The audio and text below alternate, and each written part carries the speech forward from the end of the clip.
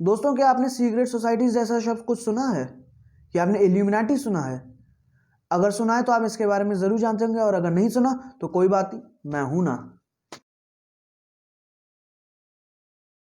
दोस्तों, secret society, आप इससे सुनते ही समझ गए होंगे इसका आधा मतलब।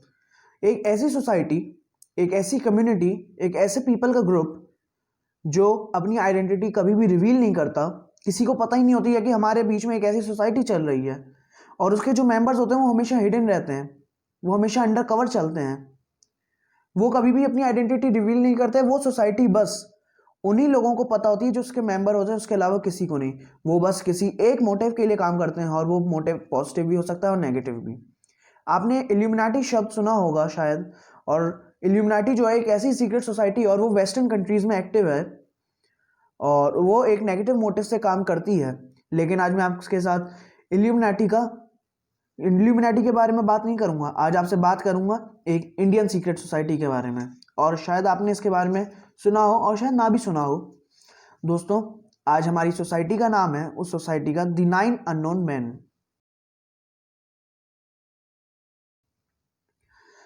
इस द 9 अननोन मैन का सबसे पहला जिक्र हमें मिलता है टेलबॉट मंडी के एक नॉवेल में, जो उन्होंने 1923 में रिलीज किया था।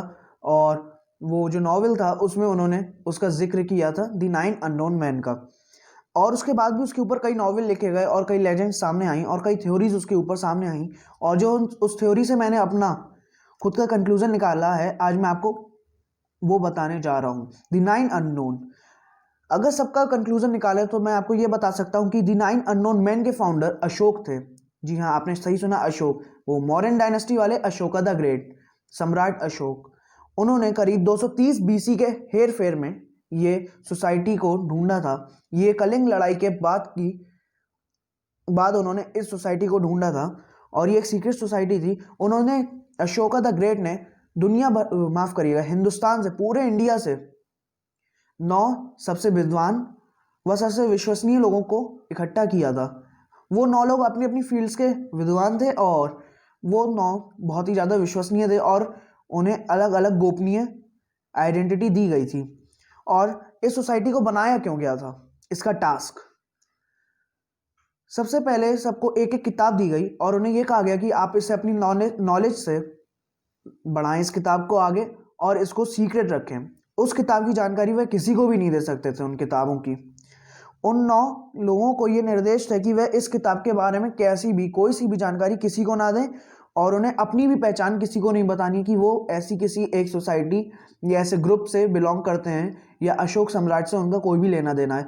ये बिल्कुल ही सीक्रेट बात थी, और ये बात सिर्फ उन 10 लोगों के बीच में रहनी थी, वो 9 लोग और 10वें अशोक सम्राट।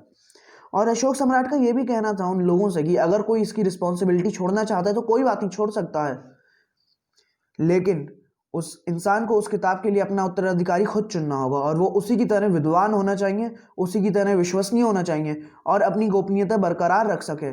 ऐसा कोई इंसान उन्हें चुनना होगा अपने उत्तराधिकारी के तौर पर। और अशोक सम्राट का ये भी कहना था कि इसका नंबर हमेशा 9 ही रहेगा, ना कभी 9 से ज़्यादा, ना कभी 9 से कम। तो दोस्तों, इसको करने का उनका मोटिव क्या था? दोस्तों, मोटिव यह था कि उन 9 किताबों में ऐसी जानकारी थी कि अगर वह किसी गलत हाथों में पड़ जाए तो इस दुनिया का विनाश बहुत पास आ जाता। उन 9 में कोई भी इंसान उस जानकारी को प्राप्त करके गलत यूज कर सकता था, क्योंकि हम सब जानते हैं कि जब एक नॉलेज होती है या कोई एक वेपन होता है तो उसके 2 यूज होते हैं, एक पॉजिटिव और एक नेगेटिव। और नॉलेज भी एक हमारे एक हथियार होती है। अगर कोई उसे पॉजिटिव में यूज करे तो वो एक बहुत ही अच्छा काम हो सकता है, लेकिन नेगेटिव में यूज करे तो बहुत ही गलत काम हो सकता है। और दूसरा, उनका ये भी मानना था कि नॉलेज इस दुनिया के लिए जरूरी है, तो समय के साथ साथ वह नॉलेज इस दुनिया के सामने लाई जाएगी। दोस्तों, अगर अब हम बात करें उन 9 किताबों की, वो 9 किताबें थी कौन सी, तो वो 9 किताबों के मैं सब्जेक्ट जानता हूँ, और मैं आपको बताना चाहूंगा कि पहली किताब थी प्रोपेगेंडा। जी हाँ दोस्तों, उस सब्जेक्ट का वो सब्जेक्ट है प्रोपेगेंडा। उस किताब में ये जानकारी थी कि कोई अपना प्रोपेगेंडा कैसे स्प्रेड कर सकता है, जिसे हम कहते हैं साइकोलॉजिकल वॉरफेयर। आप साइकोलॉजिकल वॉरफेयर को कैसे जीत सकते हैं, आप सामने वाले के ओपिनियंस को अपने हिसाब से कैसे शेप कर सकते हैं, ऐसी टेक्निक्स और ऐसी इंफॉर्मेशन उसमें लिखी हुई थी। और हम सब जानते हैं अगर ये किसी के पास नॉलेज गलत हाथों में पड़ जाए तो ये कितनी खतरनाक हो सकती है। और फिजियोलॉजी। दोस्तों फिजियोलॉजी में जो नॉलेज थी वो कुछ ऐसी थी कि अलग अलग मार्शल आर्ट से रिलेटेड थी। उसमें ये सब था कि अगर आप एक इंसान को एक टच से सिर्फ मार सकते हैं। मंडी ने ये बताया कि ये मार्शल आर्ट्स जो हैं अलग अलग, वो भी इसी का लीकेज है। इसी बुक का जब लीकेज हुआ या इसे लीक किया गई इसकी इंफॉर्मेशन, तो हमें मार्शल आर्ट्स जैसी कला मिली। दोस्तों हमारी तीसरी बुक है माइक्रोबायोलॉजी, बायोटेक और माइक्रोबायोलॉजी। ये कहा जाता है कि इस किताब में कई सारे बायोलॉजिकल वेपन्स के बारे में भी लिखा हुआ था और कई सारी बायोलॉजिकल थ्योरीज के बारे में लिखा हुआ था। हमारी इस ह्यूमन बॉडी की कई सारे सीक्रेट्स के बारे में लिखा हुआ था और उसमें कुछ ऐसी थ्योरीज भी थी। जब ये बुक लीक हुई तो कुछ ऐसी थ्योरीज भी थी जिसमें लिखा था कि कुछ ऐसी टेक्निक्स हैं जिससे एक इंसान अपने अंदर अमृत, जिसे हम कहते हैं डिवाइन नेक्टर, डेवलप कर सकता है, जिससे इंसान ऑलमोस्ट इमॉर्टल सा हो जाएगा, अमर सा हो जाएगा और करीब 2000 वर्ष तक उसकी उम्र बढ़ जाएगी। और दोस्तों चौथी बुक थी अल्केमा। अल्केमा एक ऐसा सब्जेक्ट है जिसमें वो पढ़ सकते थे कि ट्रांसम्यूटेशन ऑफ मेटल कैसे हो सकता है। ट्रांसम्यूटेशन ऑफ मेटल अगर आप नहीं जानते तो मैं बताता हूं कि एक मेटल को दूसरे मेटल में कैसे कन्वर्ट किया जाए उसके इलेक्ट्रॉन्स को डिस्टर्ब करके। ये थ्योरी होती है जहां तक मुझे पता है। और छठी बुक थी कम्युनिकेशन। ये काफी इंटरेस्टिंग टॉपिक हो सकता है कम्युनिकेशन, क्योंकि इसमें अलग अलग टेक्निक्स थी कि आप अपने ही टेरेस्ट्रियल एरिया में रह रहे लोगों से कैसे कम्युनिकेट करें, आप कैसे एक देश से दूसरे देश तक कम्युनिकेट कर सकते हैं। और मजे की बात तो ये इसमें ये तक कहा जाता है कि थ्योरीज थी कि आप कैसे एलियंस यानी कि एक्स्ट्रा टेरेस्ट्रियल लोगों से बात कर सकते हैं। ग्रेविटी, इसमें सीक्रेट्स थे अलग अलग टॉपिक्स को लेके, जैसे कि ग्रेविटी को लेके, एंटी ग्रेविटी को लेके। और इसमें किसी फ्लाइंग ऑब्जेक्ट का भी जिक्र मिलता है हमें जिससे विमान कहा जाता है। कॉस्मोलॉजी, इसमें कहा जाता है कि इसमें यूनिवर्स कहाँ तक एक्सटेंड है, इसके बारे में थ्योरीज हैं और अलग अलग यूनिवर्स के अलग अलग सीक्रेट्स इसमें छुपे हुए थे। लाइट, इसमें प्रॉपर्टीज ऑफ लाइट, एक लाइट की स्पीड क्या होती है, लाइट को हम कैसे स्पीड उसकी चेंज कर सकते हैं, उस लाइट की स्पीड चेंज करके हम उसे कैसे एक वेपन की तरह यूज कर सकते हैं, इससे रिलेटेड थ्योरीज उसमें थी। सोशियोलॉजी काफी इंटरेस्टिंग सब्जेक्ट है क्योंकि इसमें evolution of man, creation of societies, nurturing of societies, running of societies and destruction of societies के बारे में जिक्र था। तो दोस्तों ये जो 9 किताबें थी, अशोक सम्राट कभी नहीं चाहते थे कि इसका एक्सपोजर इस दुनिया को समय से पहले हो। ये कहा जाता है कि वो 9 लोग समय आते, हर समय जब भी इसकी जरूरत पड़ती थी, कुछ ना कुछ उस बुक से खुद ब खुद लीक करते रहते थे और समय के अनुसार मानवता की रक्षा के लिए वो इस नॉलेज को स्प्रेड करते थे। क्योंकि अशोक सम्राट शायद उस टाइम पे जानते थे कि अगर ये नॉलेज सबके सामने एक बार में ला के रख दी जाए तो ये नेगेटिव वे में यूज हो सकती है। और मैं आपको ये बताना चाहूंगा कि 9 किताबों में कई ऐसे सीक्रेट्स के बारे में लिखा था, जैसे कि मल्टीवर्स। अगर मल्टीवर्स आप नहीं जानते, यूनिवर्स, कि हमारे साथ कई सारे यूनिवर्स चल रहे हैं, एक ही नहीं कई सारे यूनिवर्स, ये एक साइंस की थ्योरी है। और टाइम ट्रेवल जैसी थ्योरीज के बारे में इन बुक्स में लिखा हुआ था। मार्शल आर्ट्स जैसी थ्योरीज इसमें लिखी हुई थी, मार्शल आर्ट्स जैसी टेक्निक्स के बारे में लिखा हुआ था। और अशोक सम्राट बिल्कुल नहीं चाहते थे कि ऐसा कुछ बाहर आए और इसीलिए उन्होंने एक ऐसी सोसाइटी का गठन किया जिसका सीक्रेट आज तक बाहर नहीं आ पाया है और जिससे रिलेटेड कोई भी इंफॉर्मेशन आज तक बाहर नहीं आ पाई है। और ये कहा जाता है कि हो सकता है ये 9 किताबें आज भी प्रिजर्व हो और इनकी generation by generation pass on हो रही हो। दोस्तों ये थी द 9 अननोन की पूरी स्टोरी। अब आपके दिमाग में जरूर कुछ सवाल आए होंगे, जिनमें पहला सवाल आपके मन में ये होगा कि अगर ये सीक्रेट है तो ये इसकी नॉलेज कैसे बाहर आई, इसके बारे में इंफॉर्मेशन कैसे बाहर आई, क्योंकि एक सीक्रेट सोसाइटी जो इतनी सीक्रेट हो सकती है उसके बारे में नॉलेज बाहर आना ऑलमोस्ट नामुमकिन है। दोस्तों अमेरिका जैसा देश एरिया 51 नहीं छुपा सका, चाइना जैसा देश कोरोना वायरस नहीं छुपा सका, तो ये इतने सालों से, जो 2000 साल से पुरानी सोसाइटी है, वो कैसे छुपी रह सकती है। आप खुद सोचिए, कहीं ना कहीं जब ये लीक करते होंगे खुद से इंफॉर्मेशन, तो जाहिर सी बात है कहीं ना कहीं कुछ ना कुछ तो ये क्लू छोड़ते होंगे जिससे ये लेजेंड्स कह सकते हैं आप, लेजेंड्स ना कहें तो ये स्टोरीज डेवलप हुई और ये थ्योरीज डेवलप हुई कि ऐसी 9 किताबें हैं। ये नहीं कहा जा सकता कि अगर कोई सीक्रेट सोसाइटी है तो उसके बारे में इंफॉर्मेशन बाहर नहीं आ सकती, बिल्कुल आ सकती है, क्योंकि कहीं ना कहीं तो कुछ ना कुछ तो लूप होल वो लोग छोड़ते ही होंगे, कोई ना कोई क्लू तो उनसे रह ही जाता होगा कि ये इंफॉर्मेशन बाहर आती। दूसरा कि इसका कोई प्रूफ क्यों नहीं है, कि स्क्रिप्चर्स में हिस्टोरिकल डॉक्यूमेंट हमारे पास क्यों नहीं है। दोस्तों इसका बहुत ही सिंपल सा जवाब है कि अशोक सम्राट कभी नहीं चाहते थे कि इसकी इंफॉर्मेशन बाहर जाए। और अगर वो ऐसा चाह रहे होते तो वो इसके बारे में स्क्रिप्चर्स, हिस्टोरिक डॉक्यूमेंट्स या फिर कोई पेंटिंग तैयार करवाते, लेकिन उन्होंने नहीं करवाई। क्योंकि अगर वो ऐसा करवा देते तो उन्हें देख के कोई ना कोई, ये एक्सकेवेशन में कभी ना कभी, एक्सपेडिशंस में कभी ना कभी वो बाहर आई जाती स्क्रिप्चर्स और वो हिस्टोरिकल डॉक्यूमेंट्स या पेंटिंग्स या वो मॉन्यूमेंट्स बाहर आई जाते। लेकिन ऐसा कभी नहीं हुआ।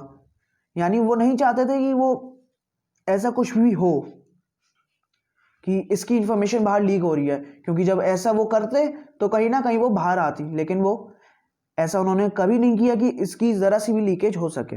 दोस्तों, अगला क्वेश्चन आपके दिमाग में आएगा कि हम इस पर क्यों विश्वास करें। देखिए दोस्तों, इस दुनिया में कई लोग हैं जो इस पर डेस्परेटली बिलीव नहीं करना चाहते, और मैं ये भी नहीं कहता कि आप इस पर डेस्परेटली बिलीव करिए, लेकिन आप खुद सोचिए कि मौर्यन डायनेस्टी के आसपास एक आपने नाम सुना होगा, चाणक्य नीति।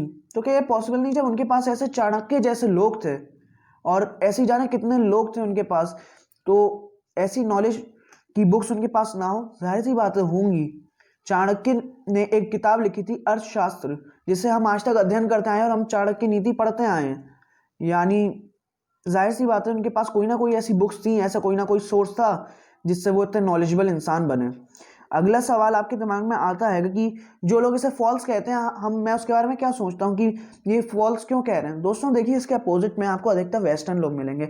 मैं आपको एक सिंपल सी बात बताता हूँ कि वो जो फॉरेनर्स होते हैं उनके लिए एक थ्योरी काम करती है, उनका बस एक ही फॉर्मूला होता है, वेस्ट इज बेस्ट। दोस्तों, हमेशा से हम वेस्टर्न कंट्रीज को अपने आप से आगे मानते आए हैं। अमेरिका, इंग्लैंड जैसे देश हमसे काफ़ी आगे हैं, जर्मनी जैसे देश काफ़ी आगे हैं, लेकिन ऐसा नहीं है। अगर वो इस थ्योरी को माने तो जाहिर सी बात है वो हमसे काफ़ी पीछे रह जाएंगे, और वो नहीं चाहते कि किसी भी ऐसी खोज का क्रेडिट इंडियंस को मिले। वो ऐसा कतई नहीं चाहते कि ऐसा कुछ हो। उनके मन में बस इतना है कि कोई भी टेक्नोलॉजी अगर डेवलप हो रही है तो उसका सारा क्रेडिट सिर्फ वेस्टर्न कंट्रीज को ही मिले। वो नहीं चाहते कि किसी भी ईस्टर्न कंट्री या इंडिया को ऐसा कुछ क्रेडिट मिले। वो नहीं चाहते कि इसका श्रेय इंडियंस को मिले, क्योंकि अगर वो ऐसा इसे बिलीव कर लेंगे तो वो लोग हमसे काफ़ी पीछे छूट जाएंगे, इसलिए वो ऐसा नहीं करते। दोस्तों, अब एक है कि लोग, आप अगर इसके बारे में और सर्च करेंगे, जाहिर सी बात है अब इस वीडियो को देखने के बाद बहुत से लोग मेरी नॉलेज को क्रॉस चेक करने के लिए जाएंगे इंटरनेट पे, तो आपको एक शब्द मिलेगा, द इंडियन इल्यूमिनाटी। दोस्तों, ये मेरे हिसाब से, ये मेरा अपना पॉइंट ऑफ व्यू है कि इंडियन इल्यूमिनाटी से कहना बिल्कुल गलत होगा, क्योंकि इंडियन इल्यूमिनाटी ये है ही नहीं। इल्यूमिनाटी एक सीक्रेट सोसाइटी है जो एक नेगेटिव पर्पस के लिए काम करती है, उनका कोई भी पॉजिटिव पर्पस नहीं है। और ये कम्युनिटी है, ये सीक्रेट सोसाइटी थी 9 लोगों की, इनका हमेशा से एक पॉजिटिव वर्क रहा है। वो इस मानवता के लिए हक में काम करते हैं, और इल्यूमिनाटी जो है इस वर्ल्ड में एक न्यू ऑर्डर लाना चाहती है। तो मैं नहीं चाहता कि ये कोई शब्द ऐसा आगे भी चल के यूज हो, दी इंडियन इल्यूमिनाटी। आप इसे दी 9 अननोन के नाम से जानिए, ना कि दी इंडियन इल्यूमिनाटी के नाम से, क्योंकि Indian Illuminati is not a right word to this the 9 unknown man. और मैं अब आपको टैलबॉट मंडी के बारे में बताना चाहूँगा, जो इस नॉवेल के राइटर थे और जिन्होंने ये थ्योरी सबसे पहले इस दुनिया के सामने रखी।